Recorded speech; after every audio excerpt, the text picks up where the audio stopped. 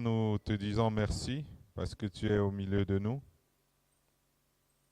et nous désirons le ministère du Saint-Esprit pendant que nous sommes assis. Que ton onction coule selon qu'il est écrit dans ta parole, depuis ton serviteur jusqu'à tous ceux qui sont rassemblés dans la salle. Et que, Seigneur, tu puisses œuvrer en nous, dans nos cœurs, et que la promesse d'un cœur nouveau soit le nôtre. Au nom de Jésus-Christ de Nazareth, nous avons ainsi prié. Amen. Ok, nous allons, on va dire, terminer avec le message sur éviter les scandales, avec cette troisième partie que nous intitulons Supprimer nos pierres d'achoppement et nous en débarrasser. Gloire à Dieu. Supprimer nos pierres d'achoppement et nous en débarrasser. Voilà le thème du jour. Supprimer nos pierres d'achoppement et nous en débarrasser, c'est à la suite du passage que nous avions lu dans Matthieu 18. Là, nous sommes au verset 8 à 9. Matthieu 18, verset 8 à 9. Matthieu 18, 8 à 9. Si ta main ou ton pied est pour toi une occasion de chute, coupe-les et jette-les loin de toi. Mieux vaut pour toi entrer dans la vie boiteux ou manchot que d'avoir 2 pieds ou 2 mains et d'être jeté dans le feu éternel. Et si ton œil est pour toi une occasion de chute, arrache-le et jette-le loin de toi. Mieux vaut pour toi entrer dans la vie n'ayant qu'un œil que d'avoir 2 yeux et d'être jeté dans le feu de la géhenne. Amen. Gloire à Dieu. C'est ce passage qui nous conduit à notre thème, supprimer nos pierres d'achoppement et nous en débarrasser. Jésus parle ici d'une manière radicale par rapport à une personne qui va entrer dans le royaume de Dieu, au point qu'ils doivent, on va dire, se trancher des membres qui sont des occasions de chute et qui l'empêchent d'entrer dans le royaume. Voilà, c'est le côté radicalisme, on va dire, de ce que Jésus est en train de dire. Nous avons entendu Jésus plus haut déclarer des condamnations contre celui qui provoque des scandales. Il dit malheur à l'homme par qui le scandale arrive, synonyme d'occasion de chute par ailleurs.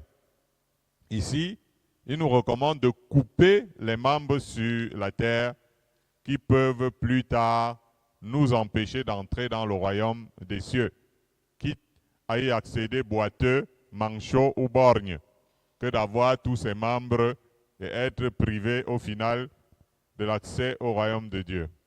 Gloire à Dieu. Et ça, c'est quelque chose qu'on peut vérifier. On parle là d'un membre qui est malade, un membre qui a été altéré, ainsi de suite, et qui peut faire en sorte que tout l'être périsse. En médecine, on vérifie cela. Pour sauver une vie, on est parfois obligé d'amputer un membre infecté gravement. Un membre gangréné est appelé à contaminer les autres afin que tout le corps n'en soit pas affecté. Et là, on va sauver une vie, n'est-ce pas? Je suis en train de parler dans le plan de la médecine. Il est parfois nécessaire d'amputer un membre pour que tout le corps ne périsse pas. Vrai ou faux? Alors si ça s'applique dans la médecine, ça veut dire que c'est un bel exemple que Jésus a bien choisi là par rapport à quiconque va arriver dans le royaume de Dieu. Parce qu'au bout du compte, la personne va continuer de vivre saine et sauve malgré le handicap qu'elle doit désormais porter. N'est-ce pas? Voilà, vous êtes d'accord avec la médecine, mais comme on parle de la parole de Dieu, tout de suite, il n'y a pas un engouement, n'est-ce pas? Voilà, il n'y a même pas des amens. C'est très grave ce soir. Gloire à Dieu. Il faut chasser quelque chose, hein? Peu importe qu'on puisse s'amputer d'un membre qui pourrait faire que nous périssions entièrement, pourvu qu'on vive, n'est-ce pas? Le sage dit que celui qui agit d'une main lâche s'appauvrit, mais la main des diligents enrichit. Quoi que ce soit des figures de rhétorique que Jésus utilise ici, vous voyez plutôt qu'il y a une main là, dans le passage du sage, qui doit être nécessairement amputée parce qu'elle ne sert de rien. La main lâche est souvent tributaire. Ça veut dire que quand quelqu'un n'aime pas travailler, il est souvent endetté. Tandis que la main des diligents domine. Il ne faut donc pas accepter d'avoir n'importe quelle main. Puisqu'il y a une main importante dans la vie et l'autre qui n'est pas importante. Le sage dit à son fils de détourner son pied de la voie des conseils des pécheurs et des méchants, même s'il y a un gain derrière. Il dit, si des méchants veulent t'amener à gagner en te donnant les mauvais conseils, etc., il vaut mieux que tu détournes ton pied de leur voie. N'est-ce pas? Parce que les pieds des méchants courent au mal et ils ont hâte de répandre le sang. Et il va déclarer en outre, l'œil qui se moque de son père et qui dédaigne l'obéissance envers une mère, les corbeaux du torrent vont percer cet œil et les petits de l'aigle mangeront cet œil. Il parle là de l'œil moqueur. Si tu as un tel œil, comment envisages-tu de le garder avec toi? Là, nous sommes en train de parler exactement le même langage rhétorique utilisé par Jésus et celui du sage dans son livre. C'est un œil malade qui doit être forcément arraché si tu veux vraiment avoir la vie véritable. C'est pour dire que nous devons nous débarrasser et nous éloigner de toute chose, de toute personne qui nous pousse à pécher. Nous devons nous débarrasser de toute chose et de toute personne qui nous pousse à nous écarter de la foi. Nous devons nous débarrasser de toute chose et de toute personne qui nous pousse à compromettre notre relation avec Dieu. Sinon, ce serait un piège, une telle chose, une telle personne fatale pour notre âme. Vous comprenez l'introduction de notre message sur supprimer nos pierres d'achoppement et nous en débarrasser en nous appuyant sur ce passage de Matthieu. Allons lire Marc 9, versets 43 à 44. Ce sont là les confrères au même passage, on dira. Donc Marc 9, 43 à 44. Marc 9, 43 à 44. Si ta main est pour toi une occasion de chute, coupe-la. Mieux vaut pour toi entrer manchot dans la vie que d'avoir les deux mains et d'aller dans la géhenne, dans le feu qui ne s'éteint point. Amen. Amen. Gloire à Dieu. Nous avons déjà parlé tout à l'heure de la médecine en prenant l'exemple. Mais c'est important de rentrer dans le sens des symboles utilisés par le Seigneur. Parce que déjà la main est synonyme d'œuvre également. La main est synonyme d'œuvre. Elle dit que l'œuvre de quelqu'un est la main de quelqu'un. Si vous voulez qu'on dise ça d'une autre façon. L'œuvre est le produit d'une création. Quand on parle de l'œuvre elle-même, ça peut être le produit d'une création artistique, ça peut être le produit d'une création littéraire, ça peut être le produit d'une création même musicale, hein, etc. Mais ça peut être aussi le résultat tout simplement de nos activités. Ça dépend de quelles activités nous sommes en train de faire.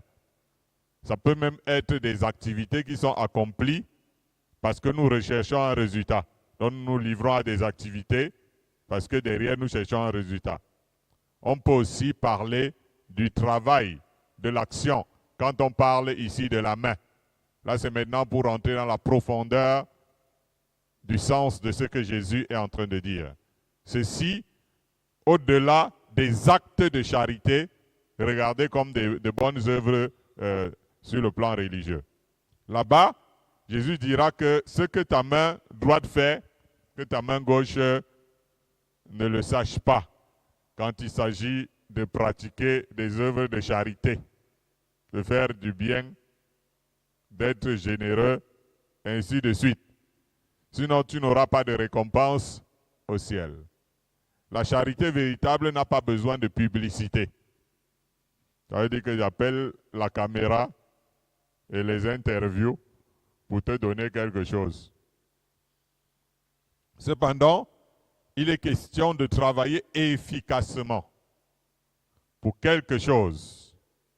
Travailler efficacement pour quelque chose. Pas seulement de remplir une formalité. Voyez, nous sommes déjà en train d'entrer là, tout proche de ce que Jésus est en train de vouloir dire. Beaucoup de personnes travaillent pour remplir des formalités.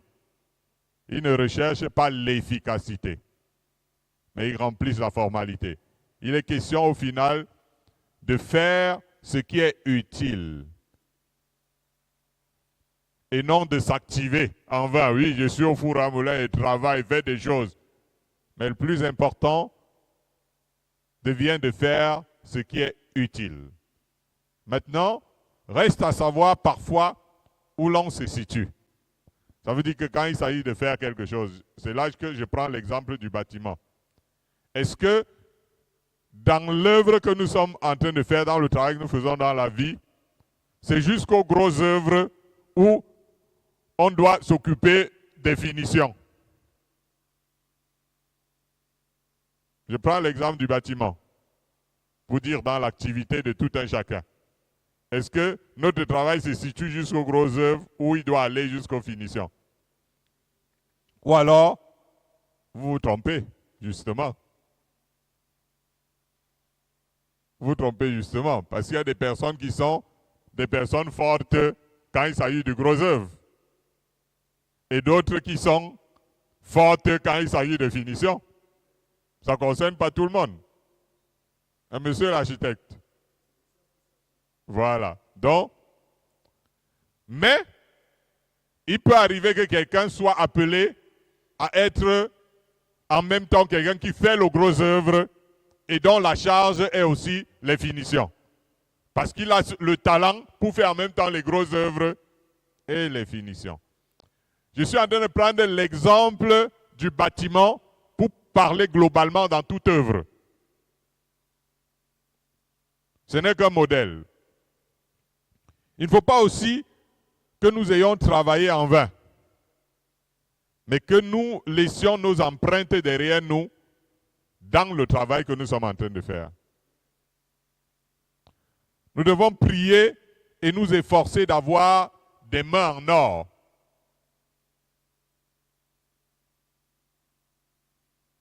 Nous devons tout faire pour avoir des mains en or, c'est-à-dire monter du talent dans tous nos travaux. D'où l'esprit de perfectionnement. Gloire à Dieu. Nos mains ne doivent pas devenir bagarreuses. Même pour la bonne cause, hein? À l'instar de la main de Pierre, qui pour la bonne cause s'était rapidement saisi de son épée pour arracher l'oreille de Malchus. Il a utilisé une main bagarreuse, soi-disant pour la bonne cause. Le sage parle contre les mains qui répandent le sang.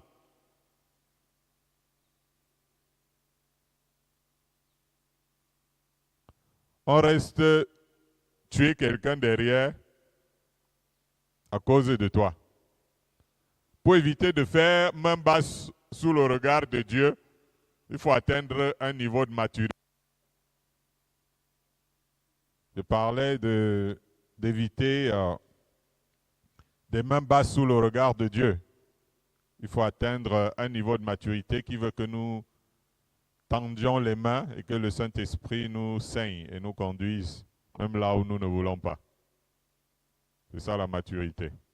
Le Très-Haut n'habite pas dans des temples faits de mains d'hommes, C'est autant de figures de rhétorique pour comprendre de quelle main Jésus parle qui peut être une occasion de chute aux yeux de Dieu.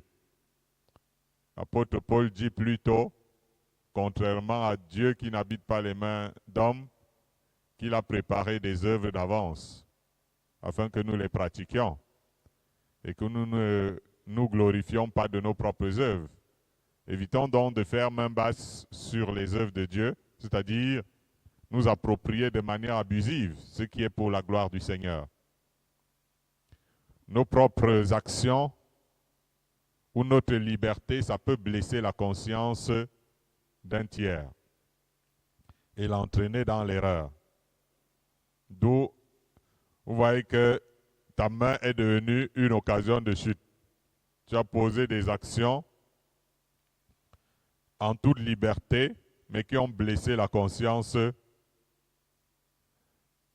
des autres et qui les ont entraînés dans l'erreur. D'où la nécessité de couper, de faire perdre tout contact avec des œuvres de la chair, des œuvres mortes et celles qui n'honorent point le Seigneur. Ça, c'est ce que Jésus a envie d'expliquer dans « Si ta main est pour toi une occasion de chute ». Il faut que tu coupes cette main et tu la jettes. Parce qu'à cause de cette main-là, tu risques de te retrouver dans la géhenne. Je parle à des personnes qui sont censées écouter des hauts enseignements. Parce que Jésus lui-même, il a parlé avec une dextérité et une profondeur extrême en nous parlant de couper les membres qui risquent de nous empêcher d'entrer dans le royaume de Dieu. Donc, élevons-nous jusqu'à son degré de compréhension. Et là, nous avons Marc 9, versets 45 à 46. Pour la suite.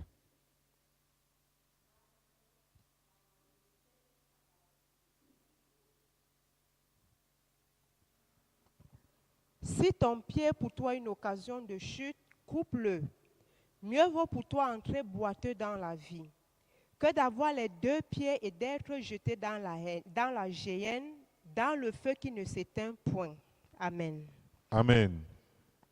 J'ai parlé de ce côté radical de Jésus qui nous demande de couper les mains malades, les pieds qui sont malades, les yeux malades, si tu veux, et entrer manchot boiteux et même borgne dans le royaume de Dieu. En lisant ces passages, je peux comprendre que Dieu n'a pas vraiment changé de recommandation envers son peuple. Parce que dans l'Ancien Testament, il était question de ne pas faire alliance avec les nations étrangères. Si ton pied est pour toi une occasion de chute, coupe-le. Maintenant, c'est encore plus profond. Nous ne sommes pas obligés de tout avoir dans la vie. C'est d'abord la limite que va donner celui qui veut vraiment marcher avec Dieu. Il doit savoir qu'il ne peut pas tout avoir dans la vie. Quand nous naissons, nous avons des ambitions de tout avoir dans la vie. Et je nous dis qu'il nous faut tout dans la vie. Mais lorsqu'on devient chrétien, on doit se dire qu'on ne peut pas tout avoir dans la vie. C'est-à-dire qu'on doit se dire qu'on n'est pas obligé de tout avoir dans la vie. Jésus disait quelque part que si tout le monde nous apprécie, nous ne sommes pas dans la vérité. Là, nous voulons clairement entrer dans la compréhension de ce pied qui est une occasion de chute. Nous avons commencé à parler plus haut de nos actions, mais de manière continue, nous pouvons dire que ce que nous faisons ne doit pas être comme un pied. N'est-ce pas? C'est un terme français, non?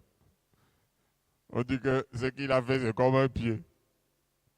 Étant donné que cette expression signifie maladroitement.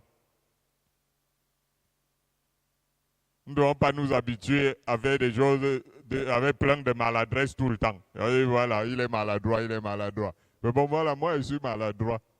Non, ça va, non? Hein? Mais on va dire que c'est comme un pied. ça dit que ça n'a pas d'efficacité. Nous devons donc travailler à nous séparer de nos maladresses et à nous débarrasser de tout ce qui est inefficace et inutile. Cela commence par ne pas prendre des risques inutiles aussi dans nos vies, à nous exposer inutilement à des désagréments, parce que ça arrive parfois, tu vois, quelqu'un aurait pu éviter ces désagréments, mais lui-même il s'y est exposé, soit disant que le Seigneur est avec nous. Souvenez-vous, dans le désert, Satan a dit à Jésus, si tu es le Fils de Dieu, jette-toi en bas. Quand il est écrit, il donnera des ordres à ses anges à ton sujet, ils te porteront sur les mains de peur que ton pied ne heurte contre une pierre. Et Jésus lui a répondu qu'il est aussi écrit, tu ne tenteras point le Seigneur ton Dieu. Nous devons donc faire attention à là où nous mettons nos pieds et à la voie que nous voulons emprunter. Ça veut dire que nous devons être très prudents. La foi, ce n'est pas de la présomption. La présomption, ça veut dire l'obéissance, la foi sans obéissance. Quand quelqu'un prétend avoir la foi, mais il n'est pas obéissant, il est dans une présomption. Nous devons éviter de courir vers le tumulte. Parce qu'aujourd'hui, les gens aiment là où il y a le tumulte. Il prend ses pieds, il est déjà là-bas. Que nos pieds ne soient pas comme ceux de la prostituée qui ne sait pas rester sur place, mais qui va de maison en maison. Que celui qui peut comprendre, comprenne. Je choisis de parler le langage haut de Jésus.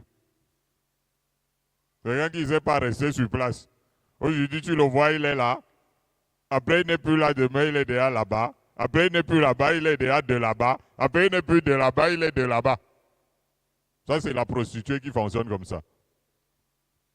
Et nous devons éviter de fouler aux pieds les choses saintes et sacrées. Ça veut dire que tu viens, tu finis de recevoir les plus beaux enseignements. Après, tu piétines ça. Tu ne marches pas dedans.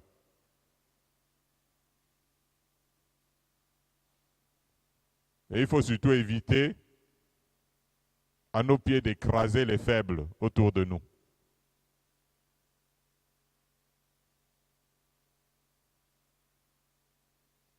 Éduquons plutôt nos pieds à suivre, comme la Bible le dit dans les épîtres, des voies droites, afin que ce qui est boiteux ne dévie pas, mais plutôt se raffermisse. Oui, nos pieds doivent s'affermir au point de marcher sur les serpents, les scorpions et sur toute la puissance de l'ennemi. Ce n'est pas pour les gens qui marchent dans les compromissions. Parce que Jésus nous a donné le pouvoir et nous pouvons, si nous nous éloignons nos pieds de n'importe quel endroit, les voir affermis au point d'écraser toute la puissance de l'ennemi. Ce n'est pas les pieds de prostitution qui écraseront les pieds de l'ennemi.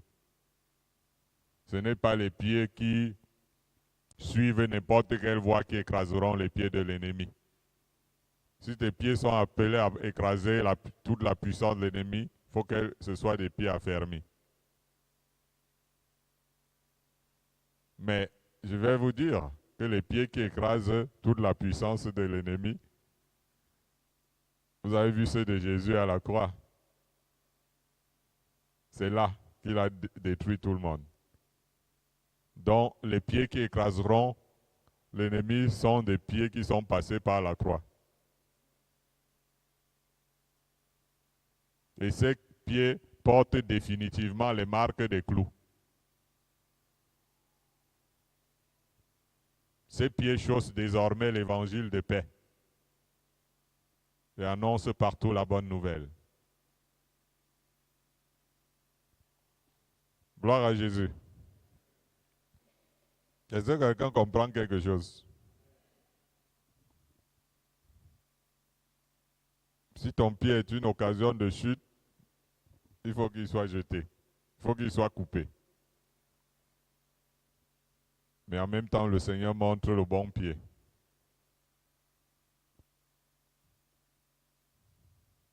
Nous allons lire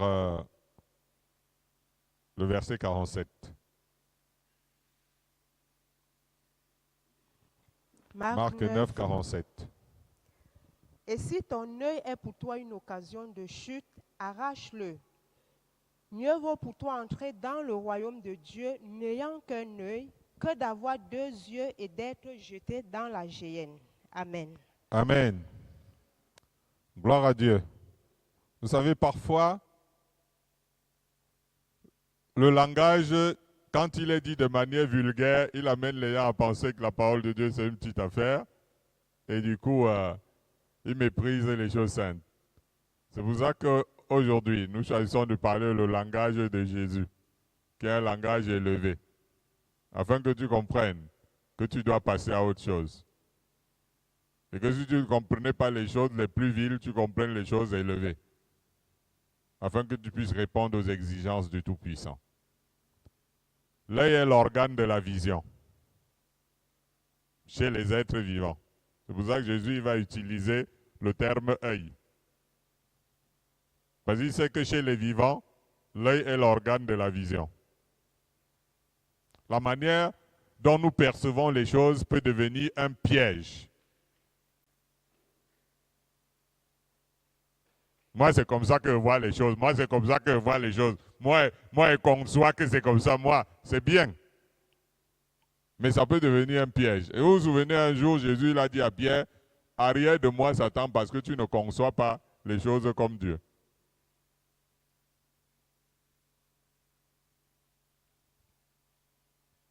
La manière dont on conçoit, on perçoit les choses, peut devenir un piège autant pour nous-mêmes que pour ceux qui nous écoutent. Parce qu'il y a des personnes qui nous écoutent souvent, notre façon de percevoir les choses peut les induire en erreur, puisqu'ils nous écoutent. Jésus dit, l'œil est la lampe du corps. N'est-ce pas? Et il ajoute, si ton œil est en mauvais état, tout ton corps, si ton œil est en bon état, tout ton corps sera éclairé. Mais, si ton œil est en mauvais état, tout ton corps sera dans les ténèbres. Et il dit, si donc la lumière qui est en toi est ténèbres, combien seront grandes ces ténèbres? Le sage dit que telle voie paraît droite à une personne, alors que l'issue de cette voie, c'est la mort. Mais cette personne, quand elle voyait cette voie, c'était comme ça, oui, ça donnait. Plus tard, il réalise qu'il est entré dans la mort, dans le tchouki. La manière selon laquelle nous voyons les choses peut nous perdre et nous porter préjudice. Je dis bien jusque dans l'éternité, puisque le Seigneur dit, si tu n'enlèves pas cet œil qui est mauvais là, tu risques de te retrouver dans la géhenne. N'est-ce pas? Moi, c'est ma façon de voir les choses. Et ça peut te faire te retrouver dans la géhenne. Et que dire de celui qui était responsable des gens et qui les a tous induits en erreur dans la manière dont il a conçu les choses? Parce que nous pouvons être condamnés au dernier jour à cause de la manière erronée dont nous sommes représentés la vie. C'est-à-dire que tu t'es représenté la vie de telle manière et ça te conduit dans la perdition au dernier jour. Il est impératif de supprimer cette manière de voir les choses avant qu'il ne soit trop tard pour nous. Moi, j'aime ma façon. Moi, j'aime ma philosophie. Moi, j'aime ma sagesse. Moi, j'aime ma façon de voir les choses. Et il y a l'autre façon que Jésus condamne de voir les choses. Parce que nous voyons facilement la paille qui est dans l'œil d'autrui.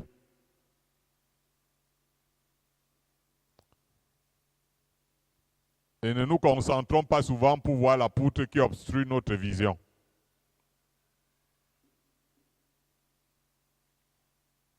Il y a donc forcément des choses qu'il faut corriger en soi-même avec sérieux quand on a la charge d'éduquer ou d'exhorter les autres. On peut voir d'un mauvais œil aussi l'autre mauvaise façon, la mauvaise vision. Les gens qui voient d'un mauvais œil les bénédictions que le Seigneur apporte chez les autres, estimant les mériter plus que eux. Alléluia. Vous savez, dans la parabole, il y a un gars qui avait dit, celui-ci, il vient d'arriver dans le champ et tu le bénis déjà. Tu lui donnes la même récompense, moi qui suis là depuis le matin, n'est-ce pas? Et le Seigneur lui dit, pourquoi vois-tu donc tu vois d'un mauvais œil que je sois bon? Je fais du bien à quelqu'un et toi tu trouves que c'est... Tu vois d'un mauvais œil la bénédiction que Dieu donne dans la vie de l'autre. C'est une très mauvaise vision qui ne fera que reculer la bénédiction de Dieu dans ta vie. De cette façon de voir les choses nous perdra également, parce qu'elle nous éloigne de la réalité et de la souveraineté de Dieu. Dieu, il est souverain, donc tu ne le commandes pas. Dieu, il est un Dieu de grâce, donc il fait grâce à qui il veut. Ce n'est pas toujours par mérite.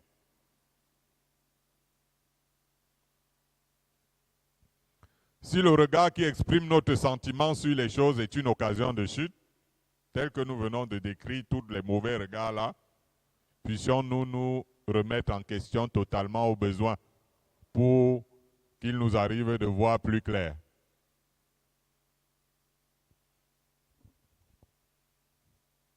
Gloire à Dieu. Et s'il y a les universitaires de Dieu dans la salle.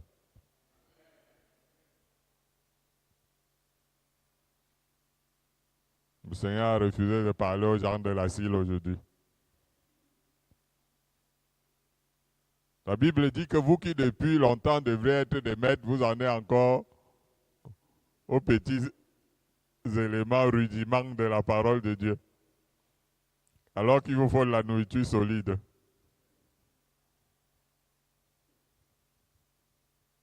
Gloire à Jésus. Lisons Romains 14, verset 13 et verset 21.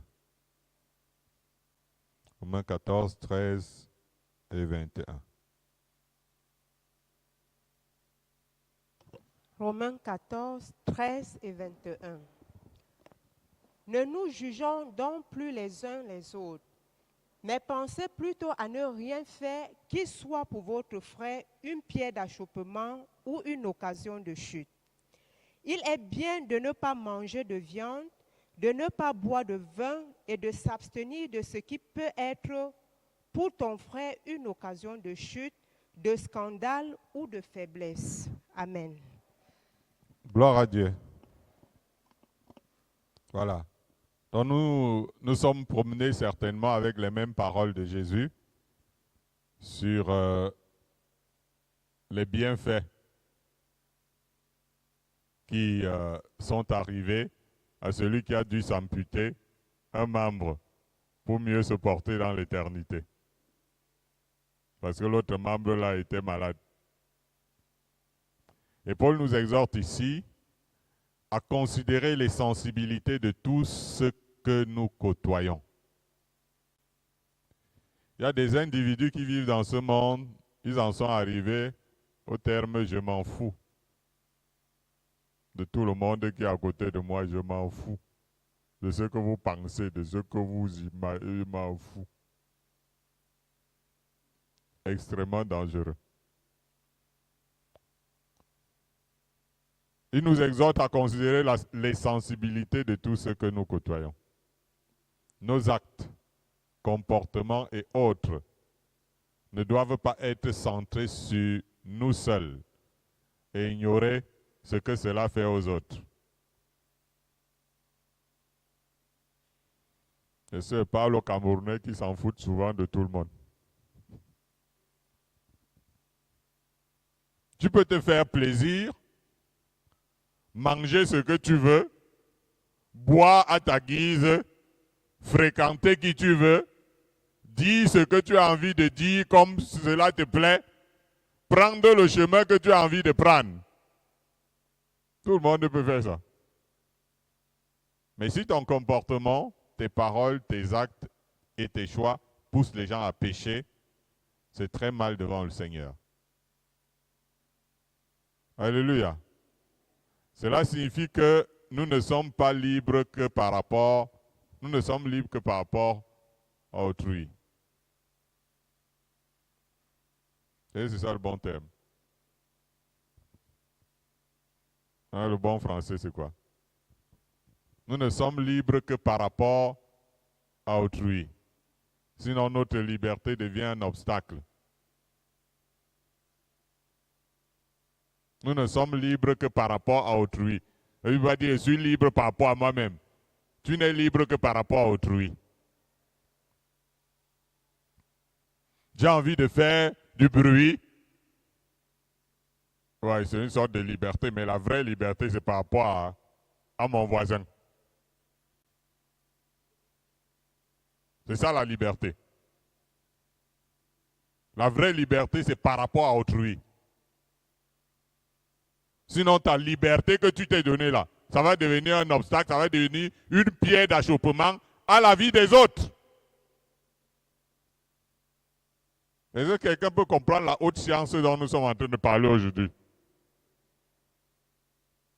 Comprendre que nous ne sommes libres que par rapport à autrui et non par rapport à nous-mêmes.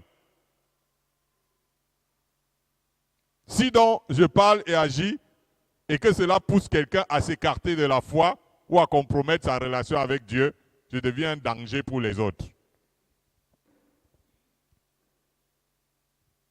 C'est un peu là des règles du bon vivre ensemble que Paul est en train de soulever ici.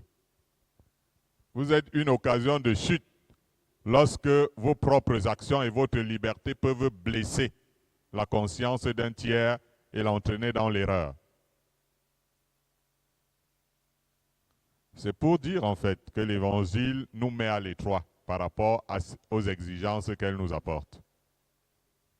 Est-ce que tu as déjà compris ça, toi qui suis l'Évangile? Que la réalité de l'Évangile, c'est qu'elle te met à l'étroit.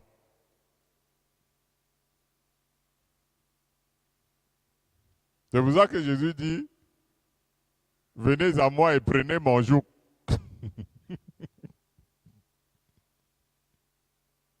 Prenez mon joug sur vous. Et vous vous êtes rendu compte, d'après ce que nous avons lu depuis le début, que notre éternité en dépend. N'est-ce pas? Hein? Notre éternité en dépend. Notre jugement à venir dépend de si nous avons été en une occasion de chute pour les nôtres. Mais nous, quand il se passe dans notre marche chrétienne, nous sommes libres de faire nos trucs, alors que le Seigneur a déjà mis une calque demain, tout ce qui est une occasion de chute. Ça peut nous entraîner dans la géhenne. Et vous allez comprendre que le vrai amour du prochain est aussi lié à cet ensemble d'entendement que le Seigneur nous donne.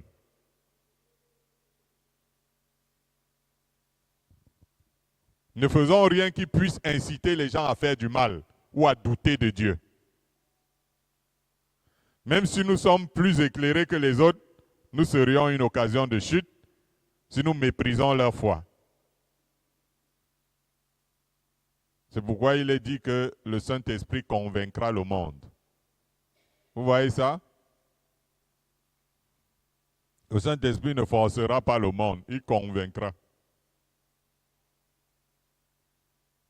Et l'apôtre Paul va ajouter ce qui n'est pas le produit d'une conviction est un péché.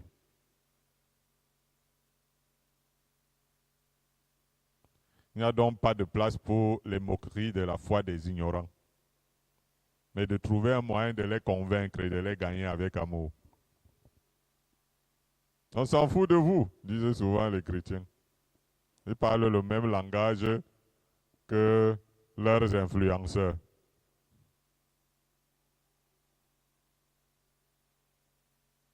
Et ils peuvent s'en foutre. Mais nous, on ne s'en fout pas.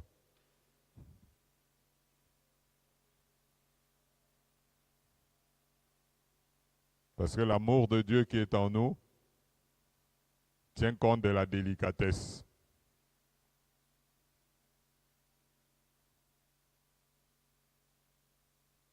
Des ignorants.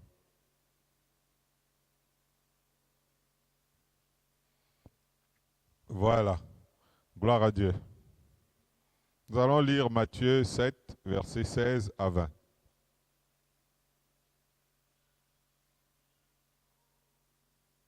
Est-ce que quelqu'un peut nous rappeler le thème?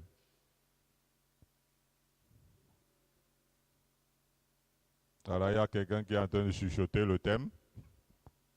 On a parlé de nous rappeler le thème à haute et intelligible voix, comme quand on est en public.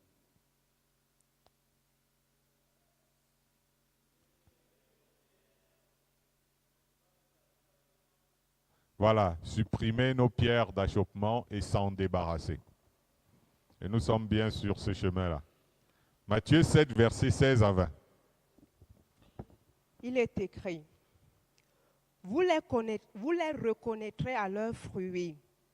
Cueille-t-on des raisins sur des épines ou des figues sur des chardons? Tout bon arbre porte de bons fruits, mais le mauvais arbre porte de mauvais fruits. Un bon arbre ne peut porter de mauvais fruits, ni un mauvais arbre porter de bons fruits. Tout arbre qui ne porte pas de bons fruits est coupé et jeté au feu. C'est donc à leurs fruits que vous les reconnaîtrez. Amen. Amen. Gloire à Dieu.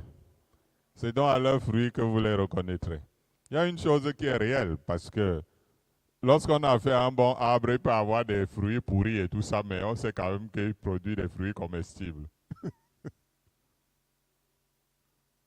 Vous voyez ce que je suis en train de dire, non?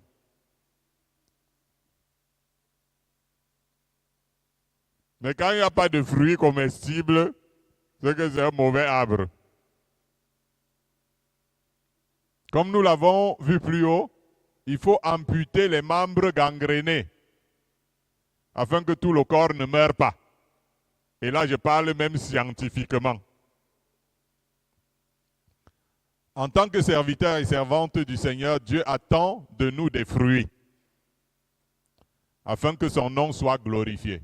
Jésus a dit, si vous portez du fruit, mon Père sera... Donc Dieu attend que nous portions du fruit afin que son nom soit glorifié. Si nous ne portons pas de bons fruits, son nom sera plutôt bafoué. Les vrais serviteurs de Dieu ne se reconnaissent pas à leurs œuvres, ni à leurs miracles, encore moins à leur titre ou position, mais à leurs fruits. Ah, quand quelqu'un a compris que c'est ça son service chrétien, on va voir comment le gars, année après année, devient extraordinaire comme personne. Tandis que l'autre est emporté dans plein de choses, il s'oublie. Il peut commencer à avoir des œuvres incroyables, mais il est la pire des personnes avec laquelle on puisse habiter.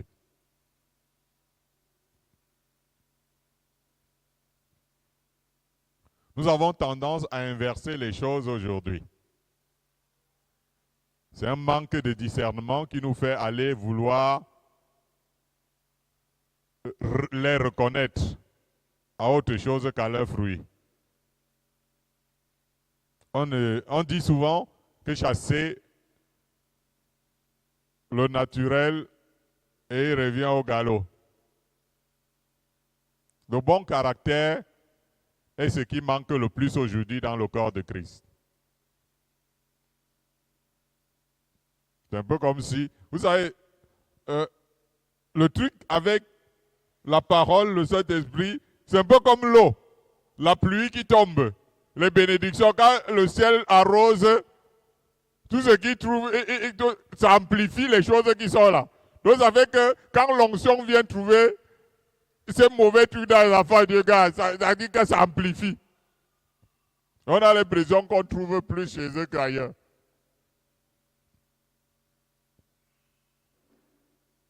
Parce que c'est un peu comme si on a une facilité d'onction, mais un problème de caractère.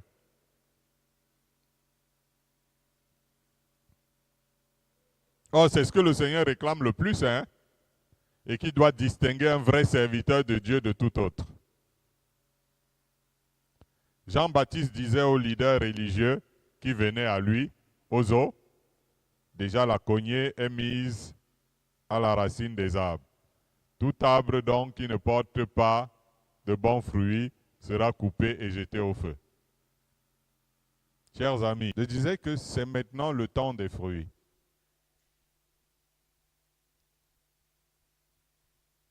Vous pensez uniquement aux œuvres? Voilà l'Église. L'Église, c'est une œuvre. Le ministère, c'est une œuvre. Point final. Est-ce que vous avez pensé que Jésus a dit c'est à leurs fruits? Pierre dit que nous sommes une nation sainte quand il parle de l'Église. Il dit nous sommes une nation sainte pour annoncer les vertus de celui qui nous a appelés des ténèbres à son admirable lumière. Ça veut dire qu'au début, il sait que c'est pour annoncer l'évangile, mais à la fin, il comprend que c'est pour annoncer le caractère.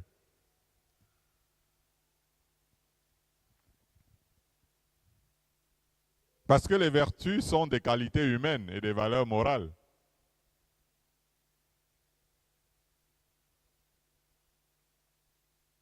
Et là, il s'agit des qualités humaines de Christ et de ses valeurs sur le plan moral que nous devons annoncer au monde. Ceux qui ne sont portés qu'à être remplis d'onction, est-ce que ces personnes songent aussi aux bonnes conduites? Tout arbre sans les bons fruits sera jeté au feu, quelle que soit sa hauteur, quelle que soit son étendue ou son enracinement. Gloire à Dieu. Je vais vous faire une anecdote. En fait, je suis né du côté maternel, il y a le son les étonnes, dont vous connaissez un peu ce qu'on en dit. Pas au cas de tout, c'est souvent la sauvagerie, ceci, etc. Et le Seigneur m'a donné un surveillant, un ange surveillant du caractère.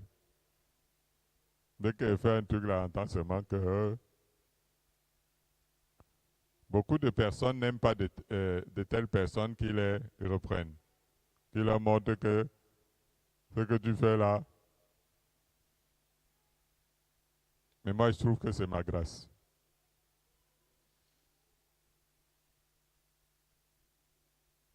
Les anglophones, les hommes anglophones, ils aiment dire à leurs femmes qui veulent les reprendre allow me. Quand on est une autorité, on se dit que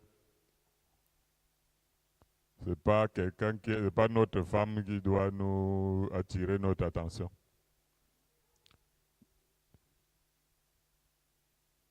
Ce que je peux vous dire, c'est pas en tant que prophète, mais c'est prophétique. Tu vas devenir pire. C'est comme ça. Ça veut dire que quand tu as une autorité, ou le chef, ou je sais pas moi, le grand frère ou le ceci, et que tu as la personne qui est à côté de toi qui attire ton attention, saisis ça comme une grâce. Mais si c'est que tu vas écraser ton autorité, ne te permet même pas qu'on puisse te ramener. Avec le temps, ça fait de toi une meilleure personne, etc. Mais tu vas toujours prendre autorité sur tout. Tu vas devenir une personne pire. Tu vas voir comment tu seras en train de progresser dans le sens inverse, dans le caractère et dans ta nature. Pour le devenir meilleur, tu vas retourner en arrière. Je te le promets, c'est ce qui va se passer. Quand tu es le chef, tout le monde a peur de toi, non? Mais si maintenant Dieu te fait grâce d'avoir une femme qui peut attirer ton attention, tu vas être sauvé. Parce que sinon, comment tu vas faire pour être sauvé? Puis c'est toi le chef, c'est toi qui commande tout le monde. Et il n'y a personne qui peut attirer ton attention. C'est pour que tu arrives où? Te voilà mort alors. te voilà mort en guerre. Quand la Bible dit qu'il donnera à l'homme une aide, c'est à travers les remarques que ta femme peut te faire qui te sauveront, homme.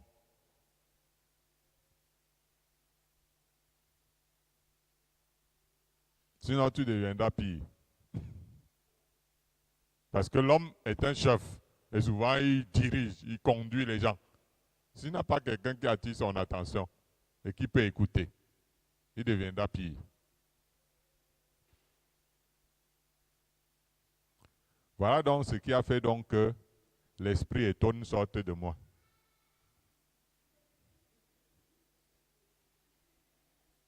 Nous sommes tous des Camerounais.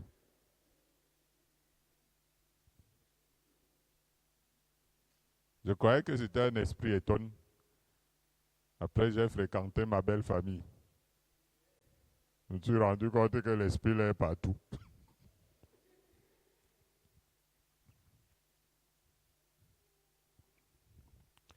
Gloire à Dieu. Le Seigneur, dans la parabole des vignerons, trouve que le figuier n'avait pas produit les fruits qu'il attendait et de ce fait devait être coupé, afin qu'il n'occupe plus inutilement la terre. Sans les fruits, il occupait inutilement la terre. Ce que je suis en train de dire là, c'est bon pour moi, hein, mais je le dis aussi aux pasteurs. Les hommes de Dieu, c'est les super spirituels. Et leurs femmes sont les charnels.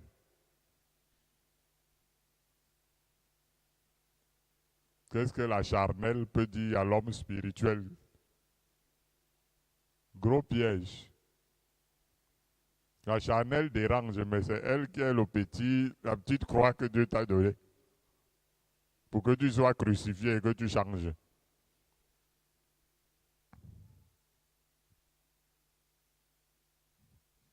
Qui peut t'aimer plus que ta femme? Là, souvent, les gondelles qui viennent s'asseoir là, qu'elle dit qu'elle va t'aimer plus que ta femme. Mais c'est un mensonge. Ta femme t'aime plus que les gondelles.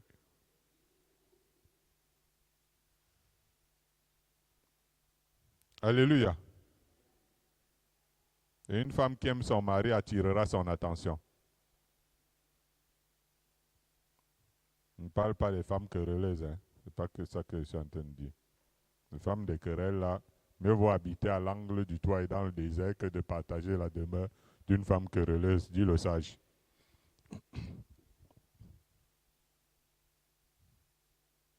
Mais les pasteurs, leur grâce, c'est de pouvoir avoir quelqu'un que quand tu aimes, il dit que ta femme, il dit que le père ici, là, c'est pas bien. C'est pas bon. Là, le pasteur a eu sa grâce. Sinon, il va devenir un super champion divin.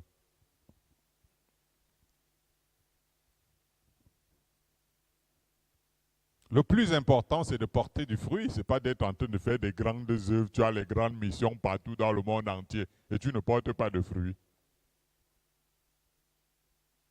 Parce qu'on les reconnaîtra à leurs fruits. On se dit que ce sont les œuvres qui sont plus utiles. Alors on vous dira, à vous qui avez guéri les malades, délivré les possédés, et même les œuvres de charité et les grandes missions, je ne vous ai jamais connu. Ça veut dire que si tu veux, mets ça clairement dans ton esprit, c'est au fruit. C'est ça qui sera la finalité. Pas j'ai fait beaucoup de choses, j'ai fait le ceci, mais quel fruit tu as porté?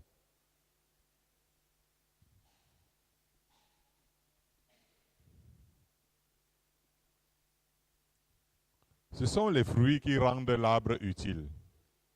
Même si les feuilles arrivent à abriter ou à soigner. Mais ce sont les fruits qui rendent l'arbre utile.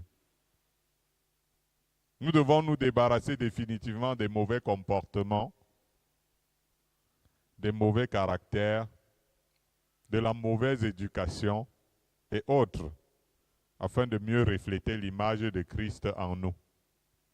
Nous ne devons pas faire de la parole du nom de Dieu une sorte de couverture pour cacher les mauvais comportements, les mauvais caractères, la mauvaise éducation et autres qui incarnent beaucoup de ceux qui portent le nom de Dieu aujourd'hui.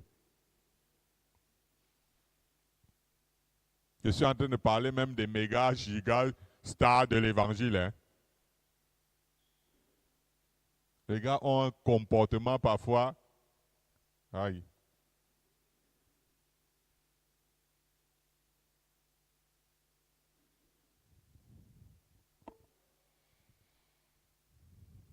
Le Seigneur est en train d'arriver. Hein. Bientôt. Hein. Et c'est ça qui vise le comportement, le caractère, l'éducation. Ce sera quelle qualité qu'il va trouver. Ça va compter. Si toi tu as choisi de prendre le chemin de je m'en fous, quand il va arriver là, tu vas dire que quoi? Si je savais.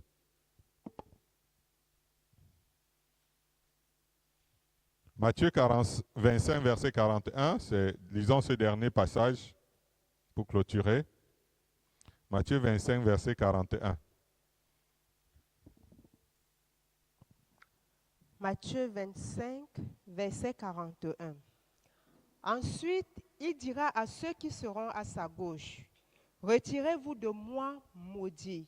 Allez dans le feu éternel qui a été préparé pour le diable et pour ses anges. » Amen. Amen. Là, c'est le jour du jugement. Puisque Jésus a dit que tous les objets de scandale seront dans les tanks de feu, dans la géhenne. Au jour du jugement, toutes les occasions de chute seront arrachées et jetées dans le feu qui ne s'éteint point. Tu es maladroit et tu dis, bon voilà, supportez-moi comme ça, cette maladresse te mènera là où tu ne peux même pas imaginer. Corrige-toi. Jésus dit que mieux vaut entrer manchot, boiteux ou borgne que d'avoir tous ses membres et être jeté dans le feu de la géhenne. Voulez-vous vraiment entrer dans le royaume de Dieu et non être rejeté? Ça, c'est une question.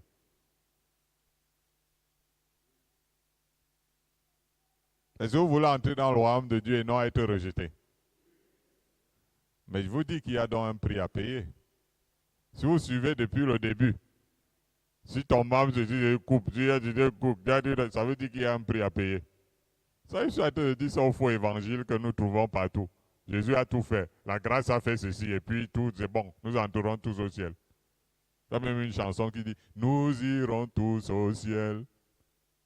Le Rwanda se marche sur cette chanson.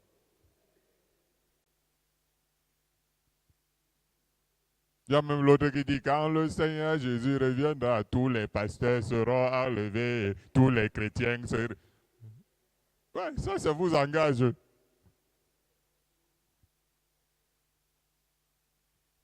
Mais ce que je suis en train de dire, nous voulons entrer dans le royaume de Dieu, Jésus a toujours donné des conditions. Il dit, celui qui va entrer dans le voici. Il y a un prix à payer, réclamé par celui qui a payé par son sang, non? Qui nous recommande le prix à payer? Ce n'est pas celui qui a payé par son sang. Hein? N'est-ce pas, c'est celui qui a payé le prix par son sang qui nous recommande ici, qui nous dit qu'il y a un prix à payer. C'est pour dire que si tu veux entrer dans le royaume de Dieu, il faut renoncer à beaucoup de choses. C'est de ça qu'il s'agit. Celui qui va entrer dans le royaume de Dieu, il doit renoncer à beaucoup de choses dans cette vie.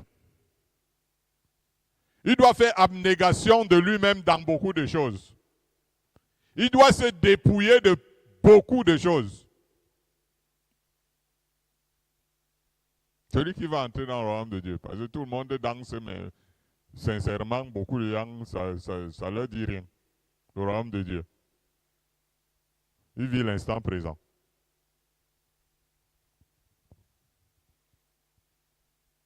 Ça veut donc dire que si il y a toutes ces choses à faire, la vie avec Dieu, ce n'est pas une partie de plaisir.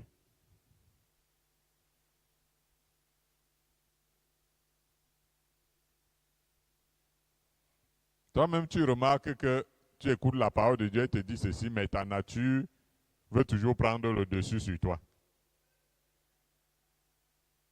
Mais il est écrit dans Hébreu.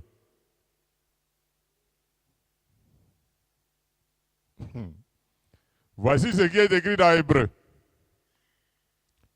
Vous n'avez pas encore résisté jusqu'au sang.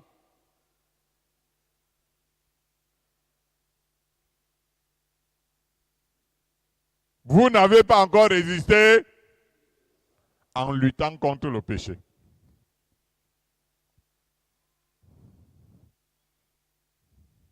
Vous n'avez pas encore résisté jusqu'au sang en luttant contre le péché. Vous voyez les occasions, je suis tchic. C'est le sang qui coule. Vous n'avez pas encore résisté jusqu'au sang. Et vous savez que Jésus, lui, il a été obéissant jusqu'à la mort. Notre mauvaise nature doit aller à la croix et mourir pour laisser la place à l'homme nouveau. L'homme nouveau que vous voulez là, la nouvelle créature, ça passe par la mort du vieil homme. Ce n'est pas le vieil homme qui doit devenir l'homme nouveau. Lui doit mourir. Nous devons nous dépouiller de l'homme corrompu pour participer à la sainteté de Dieu. Et tu veux participer à la sainteté de Dieu, mais tu es en train de marcher avec un être corrompu que toi-même tu es. Comment ça va marcher? Ce n'est pas l'être corrompu qui va vivre dans la sainteté. Nous devons nous dépouiller de l'homme corrompu.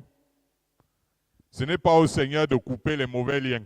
Est-ce que vous avez entendu que si quelqu'un va entrer dans le ciel, si ton pied est une occasion de chute, je viendrai couper. Depuis qu'on lit là, vous avez vu un passage comme ça, où le Seigneur dit que si ton pied est une occasion de chute, je viendrai couper. Qui a la responsabilité de couper?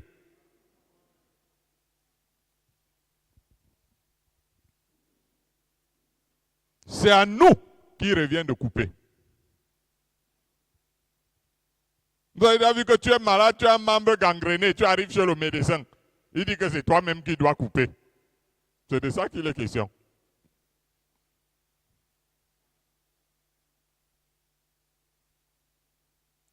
Et je vous dis, pour beaucoup de gens, waouh, mais c'est trop, c'est trop, c'est trop. Mais moi, je vous dis, le prix n'est pas trop grand pour celui qui va entrer dans le royaume de Dieu et fuir l'enfer. Mais c'est trop, c'est trop, c'est trop. Mais celui qui veut fuir l'enfer, entrer dans le royaume de Dieu, ce n'est pas un prix trop grand.